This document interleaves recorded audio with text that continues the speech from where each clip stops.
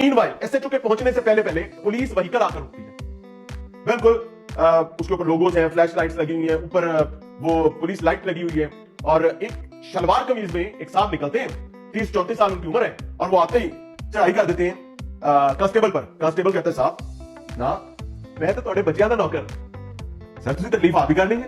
अब वो नहीं जानते कि डीएसपी कहां पे है, कहां पर तैनात है, कहां इसके मामलात हैं। डीएसपी को बताया कि भाई ये फलानी तारीख का नाम है। कहते सर वो एसआई है जिसने बात की।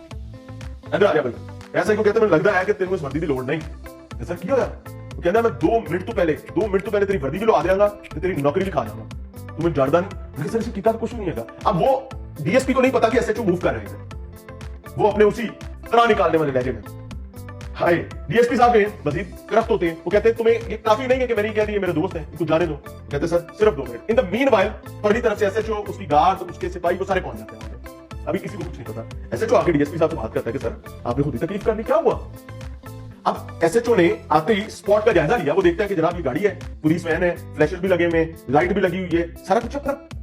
डीएसपी साहब के साथ उनका ऑपरेटर भी नहीं है, कोई गनमैन भी नहीं है। डीएसपी साहब ने अपनी सलवार के साथ इधर पिस्तौल भी लगा रखा है। तो डीएसपी साहब बड़े कैजुअल हैं, यानी डीएसपी साहब तो जैसे छुट्टियों पर आए हैं। तो खैर तकरार होता है। एसएचओ ने कन्विंस करना चाहता है कि सर मैं इनका रिकॉर्ड बस चेक कर लेंगे, उसके बाद जाने देंगे। वो भाई साहब अपने दोस्तों के सामने नाक कट रही है, ज्यादा डीएसपी ते बेली होन दो तो पुलिस ही रोकी खड़ी हो, तो डीएसपी दी चल ना रही हो, वो थोड़े से ज्यादा एरोगेंट होते हैं। ऐसे जो एक मूव खेलता है जो कि बड़ी सियानी मूव, वो कहता है ठीक है सर आप मेरी वर्दी उतरवाना, थाने चलते हो। थाने चलते हैं तो आप मेरी वर्दी उतरवाने, वहां जाके तय कर लेते हैं कि आपने थाने में बैठना है या मैंने बैठना है। डीएसपी साहब अभी उसी टोन में वो अपनी गार्ड को कहता है कि डीएसपी साहब के स्टीयरिंग पे बैठो, अपने कांस्टेबल को डीएसपी की गाड़ी पकड़ाता है, ऐसे बैठ जा, साथ अपना गनमैन बिठाता है, उन्हें कहता है गाड़ी ले चलो थाने। डीएसपी साहब को अपने बंदों को कहता है उठाओ डाले में, तो डाले में डीएसपी साहब को डालते हैं, साथ खुद बैठते हैं। अब रास्ते में नेगोशिएशन शुरू। डीएसपी साहब के पारा जैसे डाले में आए, वैसे भी डाले में आके पारा साहब के नीचे आ जाता है, अपना आता पर।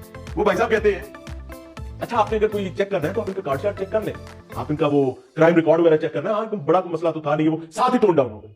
ऐसे जो कहता है कि नहीं भाईजान आप परेशान हो, थाने जाके करेंगे। थाने पहुंचते हैं। मीनवाइल पता ये चलता है कि ये साहब कोई डीएसपी नहीं है, इन साहब के वालिद की ये गाड़ी थी।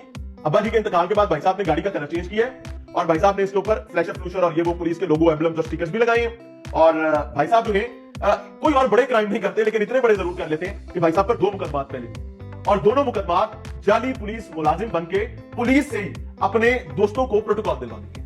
यानी ये हैबिचुअल इस चीज के हैं कि इनका कोई दोस्त उन्हें फोन करता है तो उन्हें बताया उन्होंने दिया गॉट अ कोड कि अगर वो लफ्ज कोड का वो बोलता है तो इनको फौरन पता चल जाता है कि अभी मेरा कैरेक्टर शुरू हो गया है पुलिस अफसर वाला। तो ये फौरी तौर पर पुलिस के सीनियर ऑफिशियल्स के तौर पर सिफारिश करते हैं और अपने दोस्तों को वहां से निकलवाने में अपना किरदार अदा करते हैं। और इनका पर्क और इनकी ज़हनी तस्कीन ये है कि जब ये पुलिस ऑफिसर बनके अपने दोस्तों की जान छुड़वा लेते हैं, असल पुलिस को मामू बना लेते हैं, तो भाई साहब को बड़ा मजा आता है और he used to feel happy. अब जब इनसे बात होती है कि वो मामा एक ही की तो भाई साहब कहते हैं कि असल में मैं पुलिस ज्वाइन करना चाहता था तो मैं कर नहीं सका, मैं फेल हो गया, तो मैंने ये जुगाड़ रख ली। It used to make me happy. लेकिन इस दफा पुलिस ने इन साहब पर 2 एफआईआर पहले थी, कुछ तगड़ी दफातें लगाई हैं ताकि इनको सबक भी सिखाया जा सके और जॉब डन हो सके। सो कैसे कैसे नौसरबाज लोग हैं इस माशरे में और सेटिस्फेक्शन जिस शख्स की जैसे हो, सोचिएगा, समझिएगा और इबरत पकड़िएगा।